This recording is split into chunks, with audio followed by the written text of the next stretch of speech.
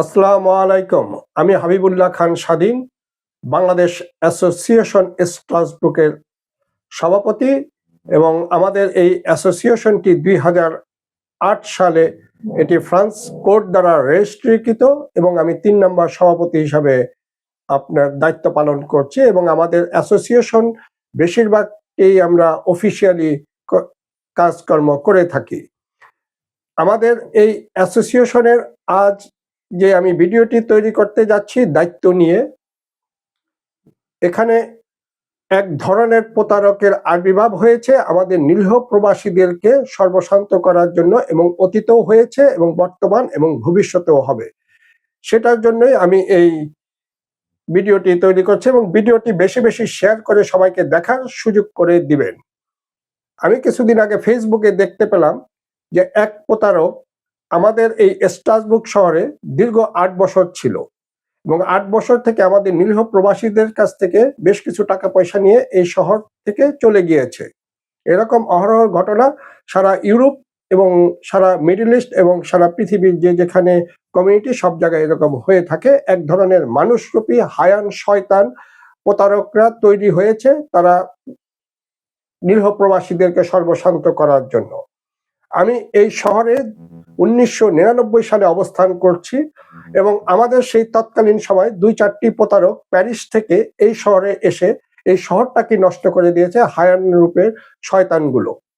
তারা প্যারিসে বিভিন্ন বাঙালির কাছ থেকে এবং ফলস ডকুমেন্টস তৈরি করে বাংলাদেশের নাম নষ্ট করে দিয়ে তারা এই শহরে এসেছে এবং তাদেরকে প্যারিস পুলিশ একদিন রাতের আধারে এসে 2004 সালে তাদেরকে উঠিয়ে নিয়ে যায় প্যারিসে এবং প্যারিসের কোর্টে দীর্ঘদিন সাজা খাটে এবং তারা বিশাল জরিমানা দিয়ে তারা মুক্ত হয়। আবার এই শহরে এসে তারা হাঁটি হাঁটি পা পা করে আবার তারা প্রতারক চক্র তৈরি করে এবং তারা 2014-15 সালে এসে তারা একই ঘটনা ঘটায় যে ফলস ডকুমেন্টস এবং বিভিন্ন বাংলাদেশিদের থেকে টাকা পয়সা হাতিয়ে নিয়ে যায় এবং স্ট্রাসবুর্গ পুলিশ তাদেরকে 1.5 বছর কোর্টের মাধ্যমে জেল দেওয়া হয় এবং বড় ধরনের জরিমানা করা হয় এবং তারা সেই নৈতিক চরিত্র থেকে তারা বের হয়ে না এসে তারা আবার বিভিন্ন ধরনের মৌলবাদী উত্থানও ঘটানোর চেষ্টা করছে এবং তারা তাদের নিজস্ব স্ত্রীদেরকে তারা ডিভোর্স দিয়ে 2টি ফাইল তৈরি করে এইখানের যে সরকারি সুযোগ সুবিধা তারা এগুলোকে গ্রহণ করে থাকে এবং অন্যান্য জনদেরকেও উদ্বুদ্ধ করে থাকে, যেটি আমাদের কমিউনিটি এবং নেক্সট প্রজন্মের জন্য ভয়াবহ রূপ ধারণ করছে। আপনারা এদের থেকে সাবধান থাকবেন এবং এদেরকে সামাজিকভাবে বয়কট করুন। তারা বাংলাদেশের নামটাকে একেবারে ধূলিসাৎ করে দিয়েছে, অফিসিয়ালি অ্যাডমিনিস্ট্রেশন ভাবে আমাদের বাংলাদেশিদেরকে ক্রিমিনাল মনে করে। এই সব ধরনের প্রতারকদের জন্য আরেক ধরনের প্রতারক এই শহরে তৈরি হয়েছে যে তারা ব্যবসা বাণিজ্যর কথা বলে আপনাদের থেকে পয়সা নিয়ে তারা নিজস্বভাবে এস্টাবলিশ হয়ে যাবে এবং আপনারা পথে পথে ঘুরবেন। তারাও আমাদের কাছে এসেছিলেন। তা আপনারা যে যত ধরনের নিরীহ প্রবাসী এরকম এই শহরে হয়েছেন আমাদের বাংলাদেশ অ্যাসোসিয়েশনের সাথে যোগাযোগ করবেন এবং যত ধরনের আইনি সুরক্ষা তাদের আপনাদেরকে দেওয়া হবে এবং এদেরকে অচিরেই এই দেশের আইন অনুসারে এবং নতুন আইন অনুসারে তাদেরকে দমন করা হবে। তারা মানে সমাজের কীট এবং হায়ান।